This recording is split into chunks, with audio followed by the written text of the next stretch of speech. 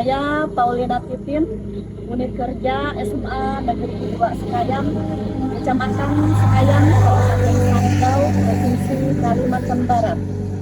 Mahasiswa STP Santo Fransiskus Asisi Semarang, BITS 2, akan melaksanakan PPL 2 dengan tema Hidup itu milik Allah atau aborsi, elemen masyarakat pada hari Jumat 3 November 2023.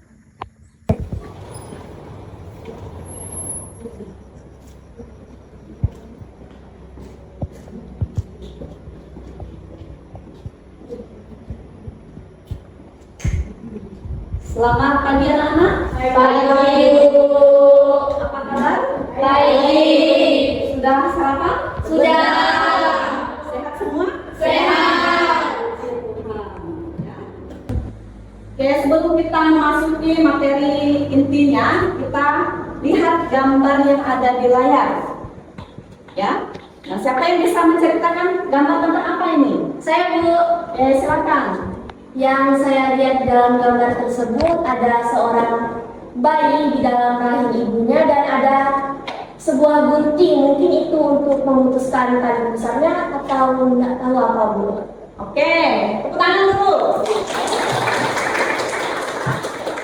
Itu betul ya, gambar itu betul. Itu gambar rahim seorang ibu. Nah, di dalam itu ada bayi, ya, ada bayi. Kemudian di situ ada gunting, alat yang digunakan untuk memutus tali pusar, ya.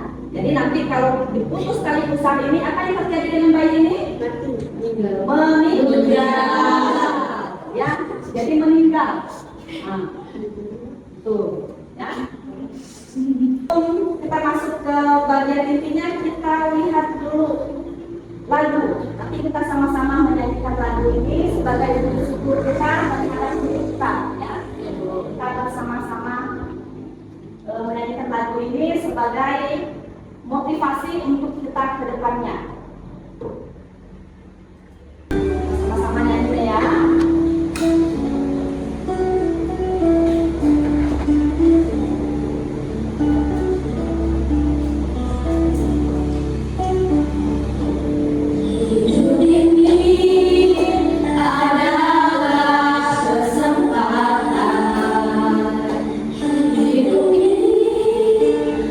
Untuk melayani Tuhan.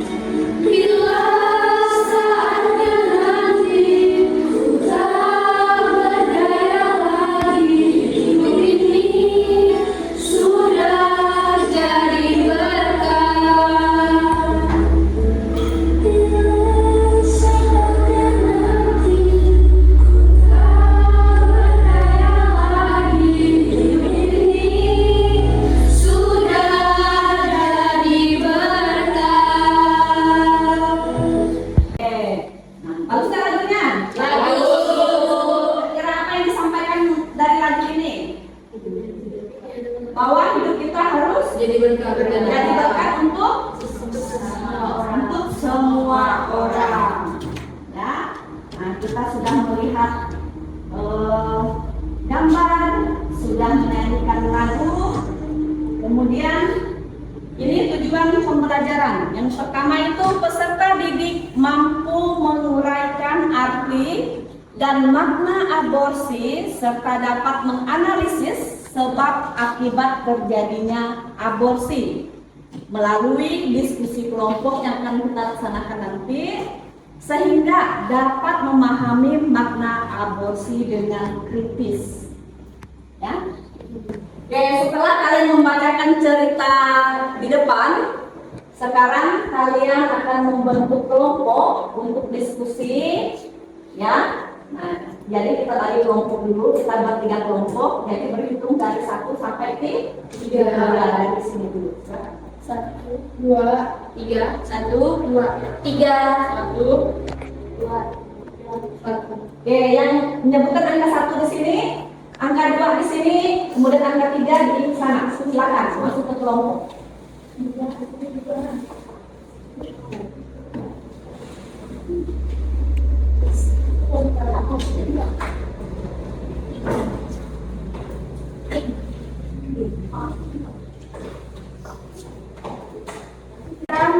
LKPD-nya, nah nanti di LKPD ini sudah ada pertanyaan, sudah di situ juga ada nomor 1, nomor 2 itu dijawab oleh kelompok 1, nomor 2 dan nomor 3 dijawab oleh kelompok 2, kemudian yang soal nomor 5 dijawab oleh kelompok 3.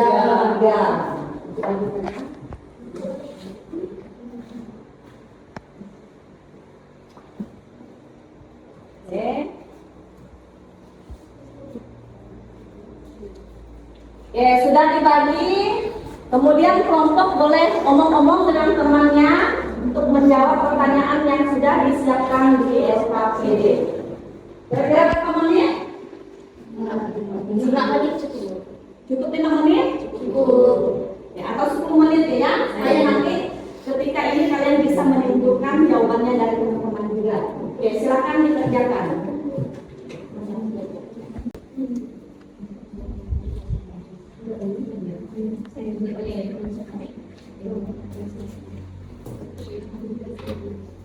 Pertanyaan kelompok 1, Ibu Tani ya, pertanyaan kelompok 1. Jelaskan arti dan makna aborsi.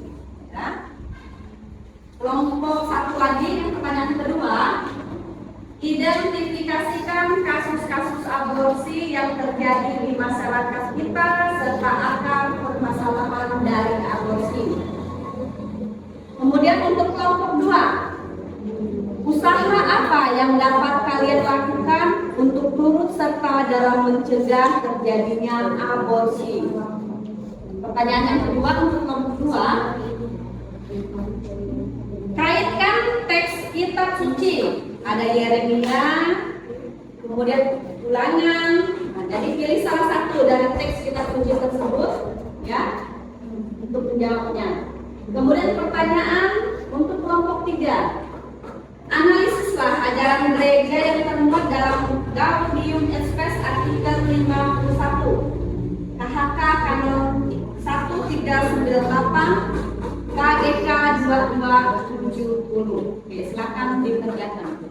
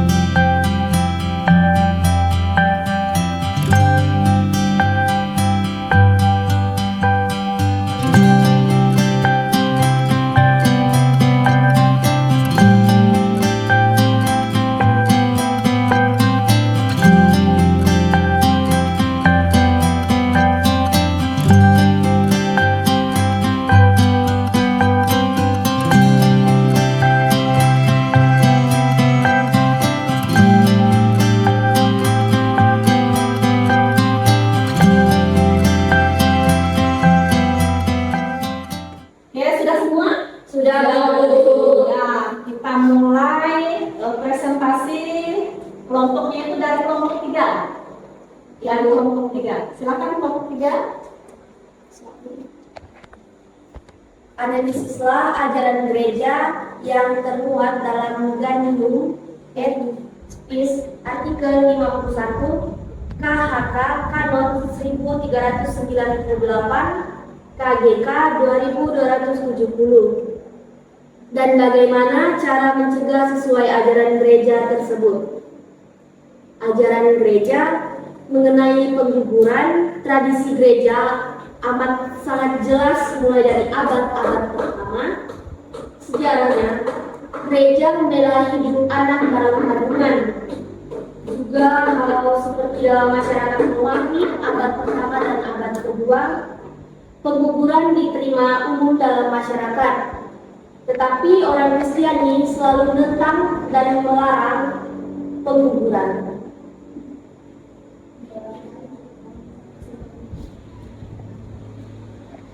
Konsili Vatikan II masih menyebut bahwa pengguguran adalah suatu tindakan kejahatan yang durhaka, sama dengan pembunuhan anak, sebab Allah Tuhan kehidupan telah mempercayakan pelayanan mulia melestarikan hidup kepada manusia untuk menjalankan dengan cara yang layak baginya. Oke, jawaban yang bagus dari kelompok 3. Nah, sekarang kita lanjut ke kelompok 1. Mana kelompok 1? Oke, silakan kelompok 1 presentasikan. Kelompok yang lainnya dengar ya, nanti buat kesimpulan. Baik, silakan. Berdasarkan hasil diskusi dari kami tentang menjelaskan arti dan makna aborsi. Aborsi adalah pengguguran kandungan. Pengguguran kandungan merupakan tindakan kriminal dan termasuk kategori dosa besar karena ada dua unsur aktif melenyapkan hidup manusia. Aborsi dibedakan dalam dua hal, yaitu abortus alamiah dan abortus provokatif. Abortus alamiah itu hitungannya tidak ada unsur kesengajaan dan itu tidak termasuk ke dalam tindakan kriminal. Sedangkan abortus provokatus digolongkan termasuk tindakan kriminal karena tindakan tersebut disengajakan. Alasan dari wanita atau ibu yang mau menggugurkan kandungan adalah 1. Karena malu, 2. Karena tekanan batin, 3. Karena tekanan ekonomi. Alasan yang kedua dari pembantu melaksanakan pengguguran yaitu alasan utama mungkin karena miskin. Alasan kedua mungkin saja ia prihatinnya dengan keadaan si wanita ataupun ibu yang kehamilannya tidak dikehendaki. Oke, kelompok 1 sudah, kemudian lanjut dengan kelompok 2. Ya, kelompok 2. Oke, silakan kelompok 2.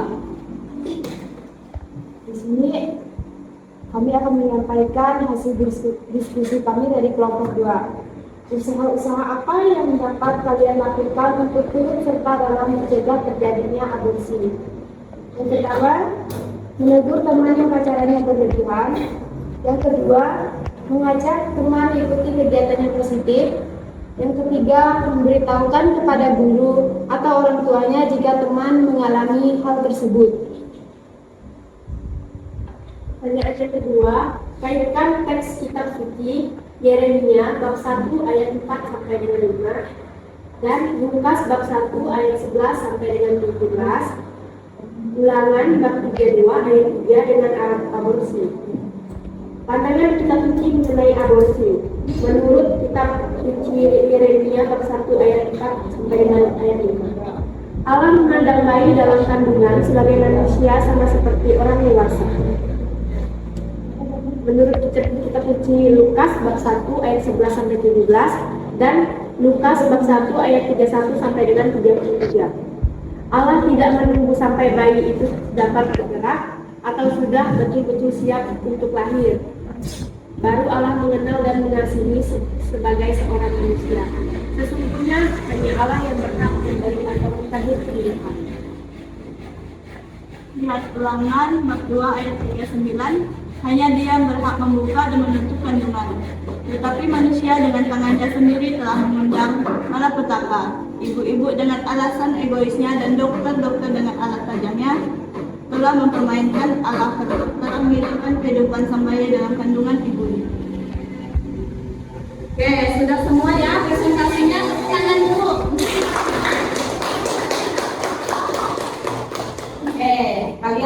sudah presentasi hasil kelompoknya. Sekarang kalian buatkan semacam rangkuman dari kelompok masing-masing. Oke, Ibu kasih waktu 2 menit ya untuk rangkuman ini, 2 menit. Silakan buat rangkumannya.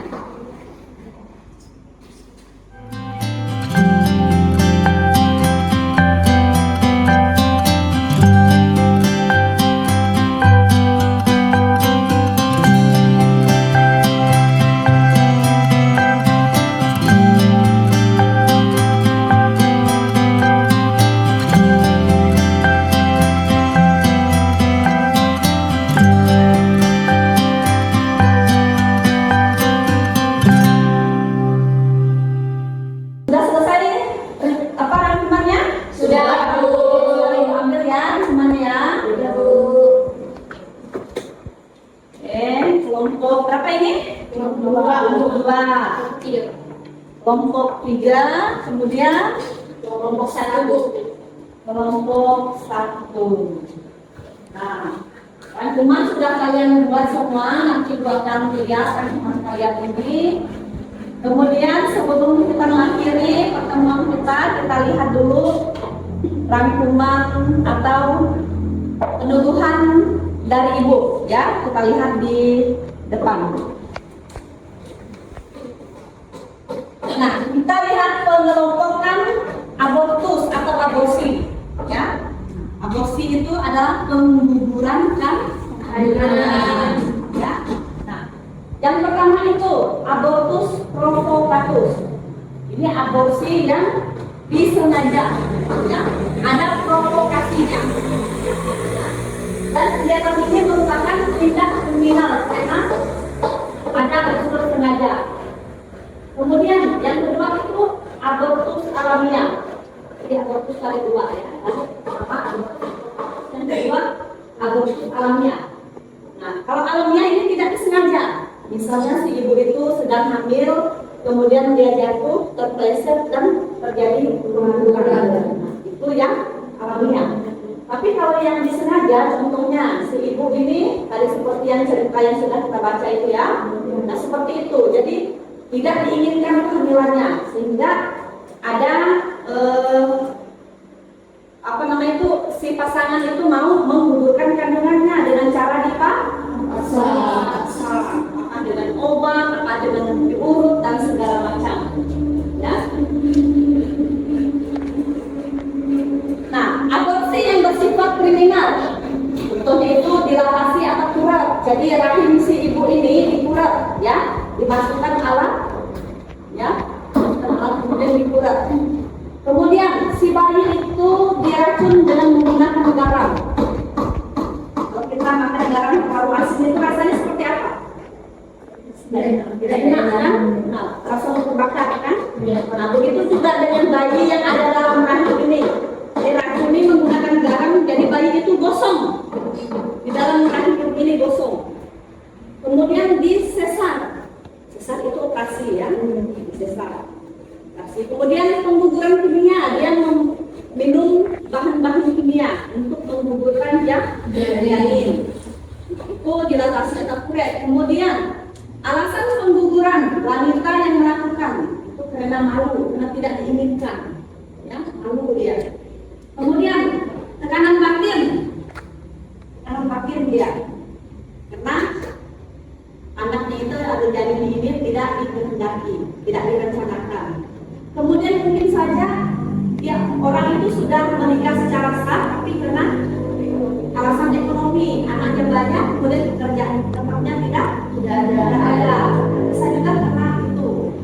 Kemudian alasan yang membantu itu karena uang. Biasanya kalau orang melakukan aborsi ini bayarnya itu mahal sekali ya. Kemudian orang yang menolong ini bisa juga dia kasihan dengan si wanita. Nah, inilah kira-kira janin yang sudah dilakukan aborsi ini. Baik itu di dalam perut yang pertama itu, coba kalian lihat. Yang pertama itu sudah terbentuk tubuhnya atau badannya sudah terbentuk, kemudian dipaksa untuk keluar. Ya. Nah, Kemudian yang ini, nah ini sudah terbentuk juga, dan ini masih sangat kecil.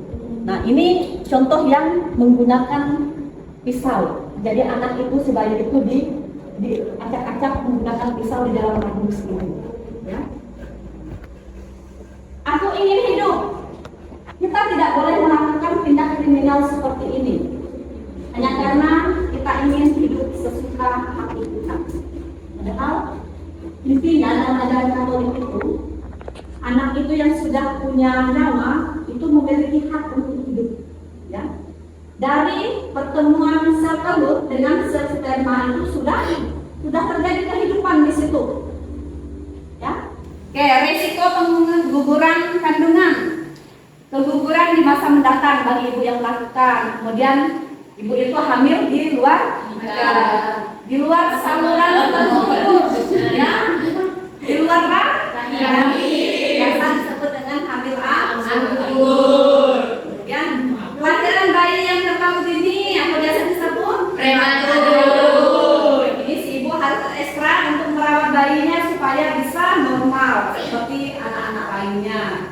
Kemudian tidak dapat hamil lagi, ini yang paling fatal ya, karena sudah terlalu sering melakukan aborsi sehingga menyebabkan si ibu ini tidak bisa hamil lagi.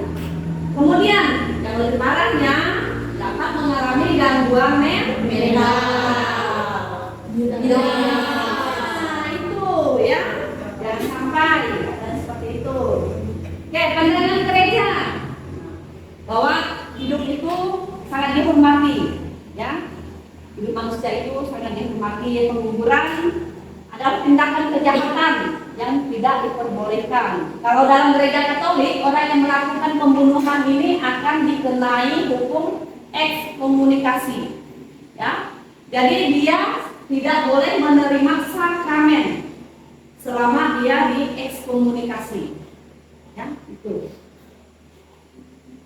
Kemudian apa ajaran kitab suci?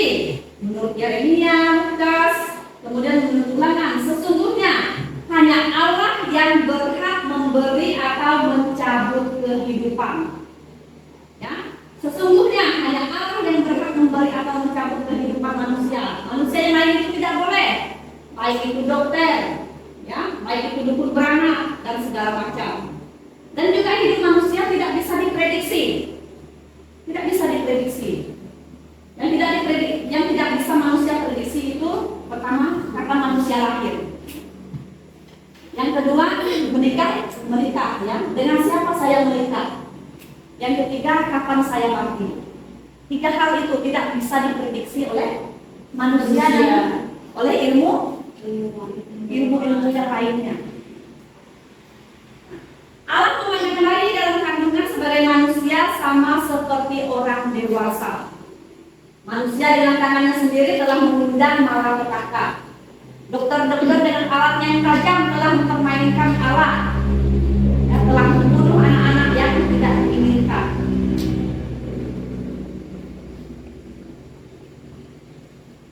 Oke, ada pertanyaan? Tidak ada. Ada pertanyaan? Oke, sekarang ibu mau tanya. Apakah kalian mengalami kesulitan dalam memahami materi hari ini? Tidak. Nah, apakah kalian senang mengikuti pelajaran hari ini? Senang. Kenapa? Aborsi. Apa itu aborsi? Pengguguran. Nah, apakah kalian mengalami kesulitan dalam diskusi kelompok? Tidak. Oke, terima kasih atas dulu kita semua.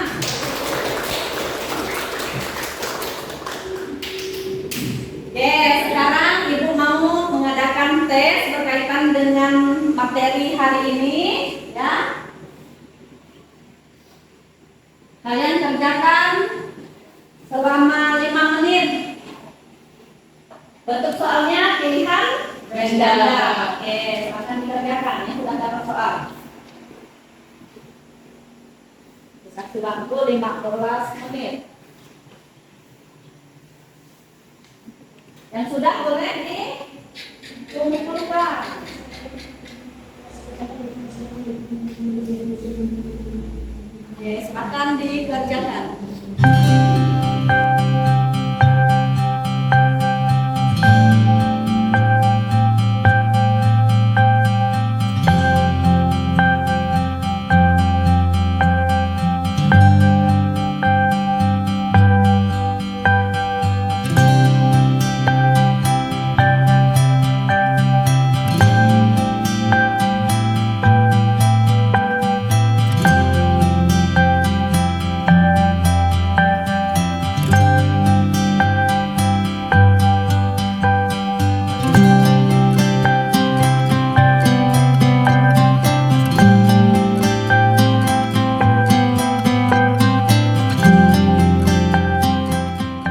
Oke, sudah semua?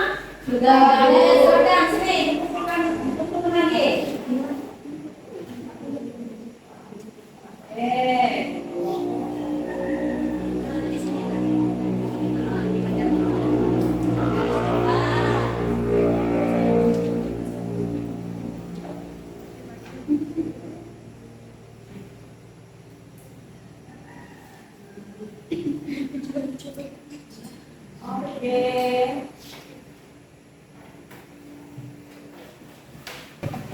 Oh ya, untuk ini sebelum kita menutupi pertemuan kita dengan doa penutup, untuk minggu depan kita akan melaksanakan P5. Apa itu P5? Proyek penguatan profil pelajar Pancasila. Oke, P5 itu proyek penguatan profil Pancasila. Ya, jadi untuk minggu depan itu kita akan mempraktekkan profil Pancasila. Nah, di mana nanti kita akan membuat poster tentang kekerasan dan bullying. Ya. Oke, sebelum mengakhiri pertemuan kita pada pagi hari ini, Ibu ucapkan terima kasih untuk kita semua. Semoga kita selalu dalam lindungan Tuhan. Kita tutup pertemuan kita dengan doa penutup. Siapa yang mau doa? Atau kita bacakan bersama-sama ya doanya? Marilah kita berdoa dalam nama Bapa dan Putra dan Roh Kudus. Amin. Bapa yang penuh kasih dan cinta, kami mengundangmu untuk hadir dan membimbing kami dalam pertemuan pembelajaran